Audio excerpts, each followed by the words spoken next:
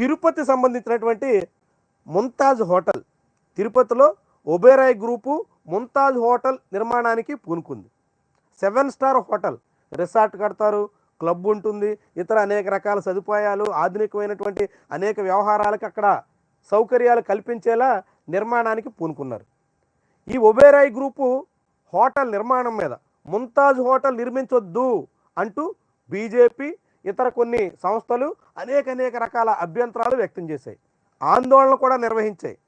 అయినప్పుడు కూడా చివరికి ఆ హోటల్కి అనుమతులు ఇచ్చేశారు. హోటల్ నిర్మాణం జరిగిపోతుంది. అయితే హోటల్ని ముంతాజ్ అనే పేరు కాకుండా ట్రైడెంట్ పేరుతో నిర్వహించడానికి సిద్ధపడుతున్నారు. నిర్మాణానికి రాష్ట్ర ప్రభుత్వం అనుమతులు ఇచ్చేసింది. ఆంధ్రజ్యోతి పత్రికలో వచ్చినటువంటి ఈ కథనం. తిరుపతిలో మొదలైన 7 స్టార్ హోటల్ నిర్మాణ పనులు, రాయలసీమలోనే తొలి 7 స్టార్ లగ్జరీ హోటల్, చంద్రబాబు చొరవ, తుడా అనుమతులు మంజూరు, ఏడాదిన్నరలోనే నిర్మాణాలు పూర్తయ్యే ఛాన్స్. రాబోయే ఏడాదిన్నరలో ఇప్పటివరకు ముంతాజ్ హోటల్గా పిలుస్తున్నటువంటి ఈ హోటల్ ఇక్కడి నుంచి ట్రైడెంట్ పేరుతో ఒబెరాయ్ గ్రూపు నిర్వహించబోతుంది. పేరు మార్చి ముంతాజ్ హోటల్ని ముందుకు తీసుకొస్తున్నారు. ఆ హోటల్కి ఇప్పటి వరకు ఉన్నటువంటి అడ్డంకులన్నీ తొలగిపోయినట్టే. ఒబెరాయ్ గ్రూప్ చెందినటువంటి మెస్సర్స్ ముంతాజ్ హోటల్స్ లిమిటెడ్ తిరుపతిలో 7 స్టార్ లగ్జరీ విల్లాస్తో కూడినటువంటి రిసార్ట్స్ ఏర్పాటుకు 2021లో ముందుకు వచ్చింది. అప్పట్లోనే దానికి అనుమతులు ఇచ్చారు. దీనికి తిరుపతి రూరల్ మండలం పేరూరు గ్రామంలో 20 ఎకరాలను 66 ఏళ్ల లీజు కేటాయిస్తూ 2022 జూలై 4న జీఓఎంఎస్ నెంబర్ 12 జారీ అయింది. 2023 జూలై 9న అప్పటి సీఎం జగన్ శంకుస్థాపన చేశారు. అయినా నిర్మాణ పనులు ముందుకు సాగలేదు. ఈ రిసార్ట్ ప్రాజెక్టు వ్యయం 300 కోట్లు.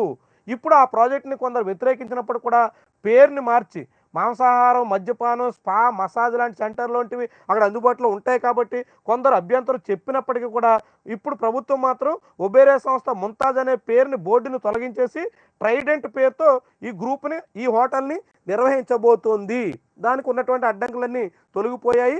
ఏడాదిన్నరలోనే నిర్మాణం చేసి తిరుపతి సమీపంలోని పేరూరులో ఈ ట్రైడెంట్ హోటల్ని ఒబెరాయ్ నిర్మించబోతోంది అని ప్రకటించారు. చాలా ముఖ్యమైనటువంటి వ్యవహారం.